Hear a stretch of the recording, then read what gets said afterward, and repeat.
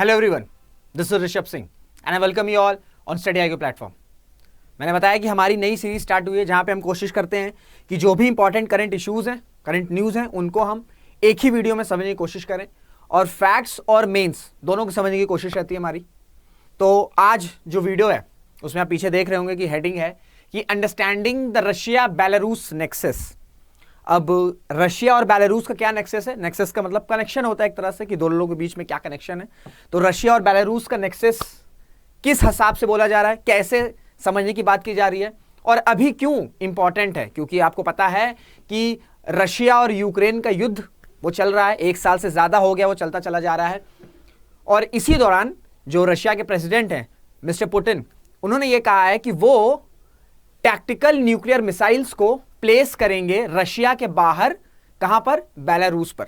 इस वजह से रशिया, बेलारूस और ये टैक्टिकल न्यूक्लियर मिसाइल जो है ये न्यूज में है और मेरी कोशिश रहेगी कि इस वीडियो में आपको पूरी तरीके से चीजें समझा दूं कि बेलारूस का क्या कनेक्शन है, बेलारूस क्यों रशिया के साथ इतना जुड़ा हुआ है और मिस्टर पुतिन ने ये अनाउंसमेंट क्यों करी है कि जो टैक्टिकल न्यूक्लियर मिसाइल्स हैं वो बेलारूस में प्लेस किए जाएंगे। और आपको मैं ये भी बता दूं कि रशिया ने पहली बार अपने देश के बाहर किसी और देश में न्यूक्लियर मिसाइल्स प्लेस करने का डिसीजन लिया। इससे पहले रशिया ने आज तक यह डिसीजन कभी नहीं लिया था, क्योंकि अगर यूएसए की बात करें तो यूएसए अपने जो उनके अलाइज है, जो नेटो अलाइज है, वहां पे अपने न्यूक्लियर मिसाइल्स प्लेस कर चुका है या प्लेस करा हुआ है।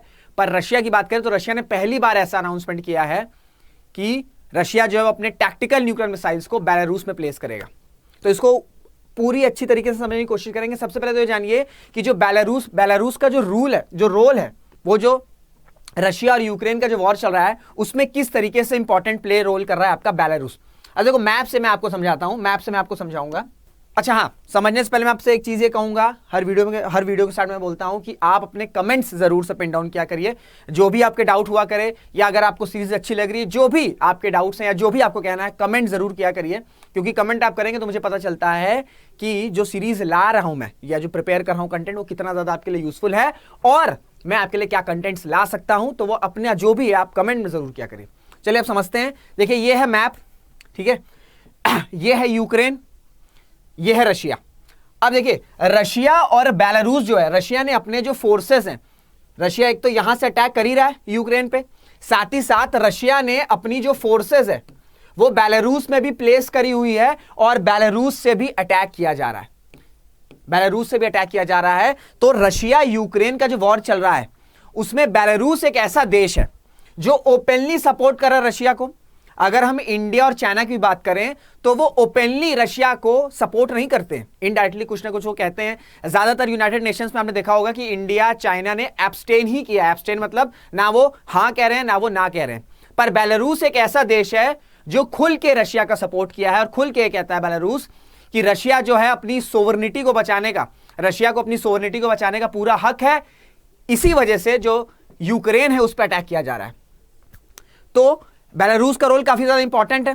थोड़ा सा आपको बेलारूस के बारे में बताऊंगा कि जो बेलारूस है, ठीक है, यूरोप में एक ये ऐसा देश है जहां पे अभी भी डिक्टेटरशिप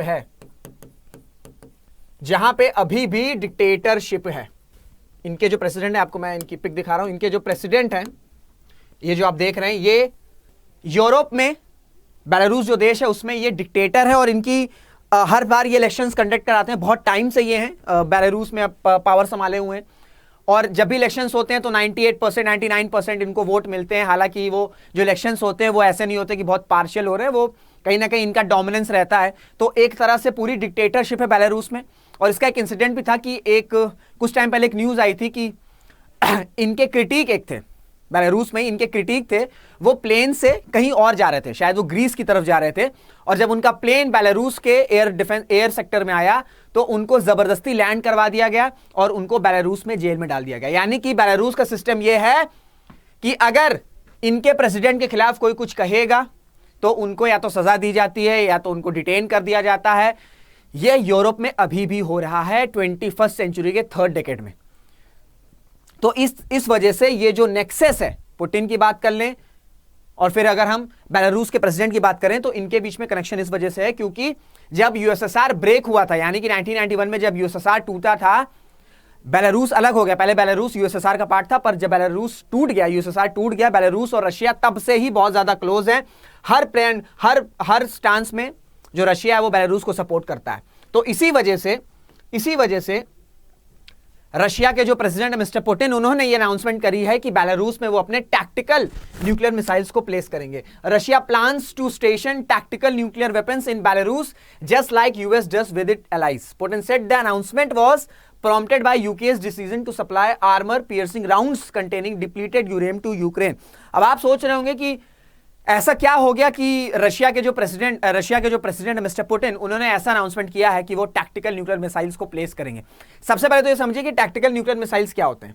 सबसे पहले आप ये समझिए कि टैक्टिकल न्यूक्लियर मिसाइल्स क्या होते हैं। देखिए, टैक्टिकल न्यूक्लियर वेपन्स की अगर हम बात करें तो ये फुल फ्लेज न्यूक्लियर मिसाइल्स नहीं है, ठीक है, ये फुल फ्लेज न्यूक्लियर मिसाइल्स नहीं है, ठीक है, ये फुल फ्लेज आपके न्यूक्लियर मिसाइल्स नहीं है, यानी कि छोटे लेवल पे, ठीक है, पूरा ह्यूज जो न्यूक्लियर सिस्टम है वो नहीं प्लेस किया जा रहा है। टैक्टिकल मतलब कुछ छोटे न्यूक्लियर वेपन्स है वो उनको प्लेस किया जा रहा है, जिनसे डिस्ट्रक्शन तो होगा। ऐसा नहीं कि टैक्टिकल न्यूक्लियर मिसाइल्स अगर छोड़े जाएंगे तो इनसे डिस्ट्रक्शन नहीं होगा, डिस्ट्रक्शन होगा, इसमें भी बहुत ज्यादा डिस्ट्रक्शन होगा। पर अगर फुल फ्लेज न्यूक्लियर वेपन्स के कंपेयर करें तो उसके कंपेरिजन में जो डिस्ट्रक्शन है वो उस लेवल का नहीं होगा। तो ये हो गया, ये होता है आपका टैक्टिकल न्यूक्लियर वेपन्स। अब सवाल ये उठता है कि क्यों ये अनाउंस किया गया है प्रेसिडेंट के द्वारा, यानी कि मिस्टर पुतिन के द्वारा, कि वो टैक्टिकल न्यूक्लियर मिसाइल्स प्लेस करेंगे। क्योंकि आपको पता है कि जो रशिया यूक्रेन का युद्ध है ये चलता चला जा रहा है। अब यूक्रेन के पास हथियार, पैसे, डिफेंस सिस्टम कहां से आ रहा है? ये मोस्टली आपके वेस्टर्न कंट्रीज जो है, एंड वेस्टर्न कंट्रीज में आपके यूएसए हो गए, ठीक है, यूके हो गया, ये सारी जो कंट्रीज हैं वो यूक्रेन को सपोर्ट कर रही हैं, क्योंकि उनको लग रहा है कि यूक्रेन को अगर हम सपोर्ट करेंगे तो कहीं ना कहीं रशिया जो है वो बैकफुट पे आ जाएगा। इस वजह से ये जो अनाउंसमेंट आई है उसमें ऐसा नहीं कि सडन अनाउंसमेंट आ गई कि बस रशिया के प्रेसिडेंट ने अनाउंस कर दिया। अनाउंस इस वजह से किया है क्योंकि बहुत ज्यादा सपोर्ट आ रहा है, करीब करीब $50 बिलियन, ठीक है, $50 बिलियन की जो हेल्प है, ये असिस्टेंस है, ये प्रोवाइड की जा रही है, चाहे यूएस की बात कर लें चाहे यूके की बात कर लें। तो यूक्रेन इसी वजह से बहुत तगड़ी फाइट दे रहा है। क्यों तगड़ी फाइट दे रहा है? तगड़ी फाइट इसलिए दे रहा है क्योंकि ये जो पैसे हैं, ठीक है, इसमें क्या हो रहा है, इसमें आर्मरीज आ रहे हैं, हथियार आ रहे हैं, डिफेंस सिस्टम आ रहा है। इस वजह से कई इलाकों में रशियन फोर्सेस को पीछे भी ढकेल दिया है यूक्रेन फोर्सेस ने। तो इस वजह से यह अनाउंसमेंट की गई है और पुतिन ने यह बोला है कि हम अपने जो टैक्टिकल न्यूक्लियर मिसाइल्स है वो प्लेस करेंगे बेलारूस में। और उन्होंने यह भी बोला है कि हम अपने टैक्टिकल न्यूक्लियर मिसाइल्स को हम वापस भी ले सकते हैं अगर ऐसा यूएसए भी करेगा तो। क्योंकि अगर यूएस की बात करें, ये तो मैंने आपको रशिया का एंगल बताया, क्योंकि अगर हम यूएस की बात करें, यूएस का एंगल समझिए, जो यूएस का एंगल है, तो यूएस भी अपने जो टैक्टिकल न्यूक्लियर वेपन्स हैं वो अपने जो नेटो एलाइड हैं, जो नेटो कंट्रीज हैं वहां पे प्लेस्ड हैं।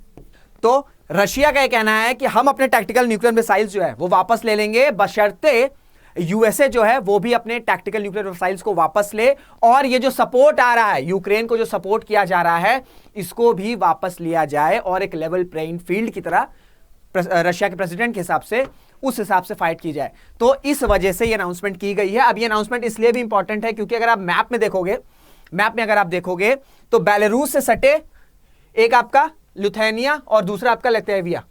अब ये जो दो देश हैं ये आपके नेटो कंट्रीज हैं। तो अब ये सोचिए, ये जो नेटो कंट्रीज हैं ये नहीं चाहती हैं कि इनकी बॉर्डरिंग जो देश है, यानी कि जो बेलारूस है, जो इनका बॉर्डरिंग कंट्री है, वो ये लोग नहीं चाहते हैं कि इनकी बॉर्डरिंग कंट्री में किसी देश के पास न्यूक्लियर वेपन्स प्लेस्ड हो। तो इस वजह से नेटो का इन्वॉल्वमेंट भी है इसमें, ठीक है, यूएस का भी इन्वॉल्वमेंट है, रशिया का भी इन्वॉल्वमेंट है, और बेलारूस का जो रोल है वो क्या है ये मैंने आपको बता दिया। और ये सडन अनाउंसमेंट क्यों कही? हालांकि ये सडन अनाउंसमेंट नहीं है। कई बार मिस्टर पुतिन ने बोला है कि हम टैक्टिकल न्यूक्लियर वेपन का इस्तेमाल कर देंगे, पर ये जो अनाउंसमेंट हुई है ये इस वजह से ज्यादा इंपॉर्टेंट है क्योंकि पहली बार रशिया ने ये डिसाइड किया है या ये अनाउंस किया है कि वो अपने टैक्टिकल न्यूक्लियर मिसाइल्स को अपने देश से पहली बार किसी और देश में प्लेस करेंगे। और अगर हम बेलारूस और रशिया की बात करें तो मोस्टली यहां पे रशियन भाषा के लोग ही बोले जाते हैं। और ऐसा भी हो सकता है, कुछ जियोपॉलिटिकल एनालिस्ट हैं, उन्होंने बोला है कि आने वाले सालों में शायद बेलारूस और रशिया यूनिफाइड हो जाए, यानी कि बेलारूस रशिया का ही पार्ट हो जाए, ऐसा कई जियोपॉलिटिकल एनालिस्ट बोले हैं। अब वो चीज होगी कि नहीं होगी दैट इज डिफरेंट थिंग, पर ऐसा भी बोला जाता है क्योंकि दोनों के बहुत ज्यादा क्लोज रिलेशंस हैं। और जो यूक्रेन का युद्ध है, जो रशिया यूक्रेन का युद्ध है, उसमें भी बेलारूस का बहुत ज्यादा इंपॉर्टेंट रोल है। पहले तो यहाँ पे रशिया की जो आर्म फोर्सेस है उन्होंने अटैक भी किया यूक्रेन पे यहां से, और अब टैक्टिकल न्यूक्लियर मिसाइल्स भी प्लेस करने की अनाउंसमेंट की गई है बेलारूस पे। साथ ही साथ एक चीज और मैं आपको बताना चाहूंगा कि ये भी जो भी देश न्यूज में रहते हैं उनकी बॉर्डरिंग कंट्रीज वगैरह आप ध्यान में रखा करिए। जैसे बेलारूस की अगर हम बात करें तो लिथुआनिया है, लिथुआनिया है, पोलैंड है, यूक्रेन है, रशिया है, ठीक है। तो इस तरह की जो भी कंट्रीज आप देखते हैं कि न्यूज में है, उनकी नेबरिंग कंट्रीज या उनके में कौन सी कोई इंपॉर्टेंट नदी है या रिवर सिस्टम है, वो सारी चीजें देख लिया करिए। क्योंकि यूपीएससी की बात हो चाहे स्टेट पीएससी की बात हो, ये मैप के क्वेश्चंस आते हैं और एक दो क्वेश्चंस इसमें पूछा जाता है, हालांकि बहुत क्वेश्चंस नहीं आते हैं। पर हाँ, अगर आप कुछ ऐसे न्यूज सुन रहे हैं, कोई ऐसा प्लेस का नाम सुन रहे हैं, किसी देश का नाम सुन रहे हैं, तो कोशिश क्या करिए कि उनकी नेबरिंग कंट्रीज के बारे में कुछ देख लें, एक नोट बना लें। कुछ इंपॉर्टेंट रिवर है उस देश में बह रही है या कुछ भी इंपॉर्टेंट है तो उसके बारे में देख लें, क्योंकि इस तरह से जो मैप के क्वेश्चन है वो आ सकते हैं।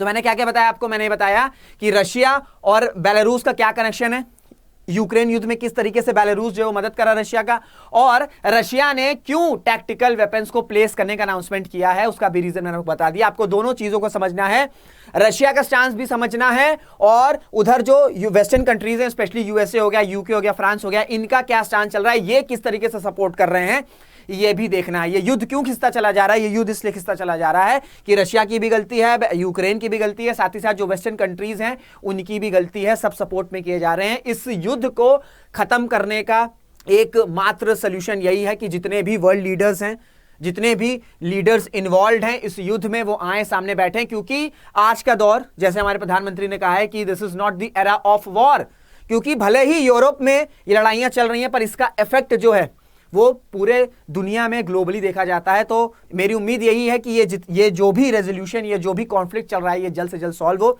जितने भी वर्ल्ड लीडर्स इन्वॉल्व हैं वो आए, एक साथ बैठे, एक मत पे आए और जिसके जो भी कंसर्न्स हैं वो सॉल्व किया जाए और होपफुली ये जो कॉन्फ्लिक्ट चल रहा है जो यूरोप में, वो सॉल्व हो सके। तो ये था पूरा न्यूज़ जो मैंने आपको बताया, रशिया बेलारूस का क्या कनेक्शन है, क्या नेक्सस है। उम्मीद करता हूं आपको चीज़ें समझ में आएंगी। मेरी कोशिश थी कि आपको बहुत ही सिंपल भाषा में समझा दूं, किसका दोनों स्टैंड आपको क्लियर किया मैंने, रशिया का भी बताया, यूएस वेस्टर्न कंट्रीज का भी बताया। क्योंकि जब आप मेंस के आंसर लिखोगे तो दोनों पक्षों का जो आपको पॉइंट है वो रखना पड़ेगा। ऐसा नहीं कि सिर्फ आप एक ही साइड पे लिख रहे हो। जितना बैलेंस आंसर रहेगा, जितना दोनों का आपको देखिए क्या करना, आपको अपने ज्यादा ओपिनियंस नहीं देने, जो भी स्टैंड है, जो भी पार्टीज इन्वॉल्व हैं उनको आपको स्टैंड्स को बहुत अच्छी तरीके से लिखना है, तो आपको दोनों पॉइंट ऑफ व्यू हो जाएंगे। और बाद में एक अपनी थोड़ी सी अंडरस्टैंडिंग डेवलप करनी है कि हाँ भाई किस तरीके से कॉन्फ्लिक्ट जो है वो रिजॉल्व हो सकता है। वो मैंने आपको बताया कि कम्युनिकेशन, बातचीत से ही ऐसे जो रेजोल्यूशंस हैं वो सॉल्व हो सकते हैं। तो उम्मीद करता हूं आपको चीजें समझ में आई होंगी। सेशन कौन करने से पहले एक अनाउंसमेंट दूंगा कि 2024 के लिए आपको अगर यूपीएससी और स्टेट पीएससी की तैयारी करनी है तो आप स्टडी IQ में एनरोल कर सकते हो। आपको कुछ नहीं करना है, आपको पता है, मैं जानता हूं, पर फिर बता देता हूं मैं। आपको कोड लगाना है and the code is RS Life, that's it. जैसे ये कोड पिन पॉइंट करोगे, आपको ये जो कॉम्बो कोर्स है इसकी डिस्काउंटेड प्राइस में आपको ये मिल जाएगा 21,999। तो ये छोटी सी आपको इन्फॉर्मेशन देनी थी। मुलाकात करेंगे आपसे अगले वीडियो में, तब तक अपना ध्यान रखिएगा, मेहनत करते रहिएगा, खुश रहेगा। जय हिंद, जय भारत।